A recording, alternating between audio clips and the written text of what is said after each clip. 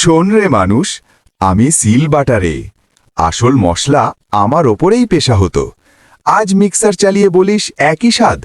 আমার পেশার স্বাদ ভুলে গেলি নাকি? আমি লোহার কড়াই, সবজি, পাকোড়া, হালুয়া সব আমার মধ্যেই রান্না হতো। ধীরে ধীরে রান্না হতো বলে স্বাদও বাড়ত। আজ ননস্টিক এসে গেছে, তাই আমায় ভুলে গেলি? আমার গন্ধই ছিল আলাদা। আমি তাওয়া।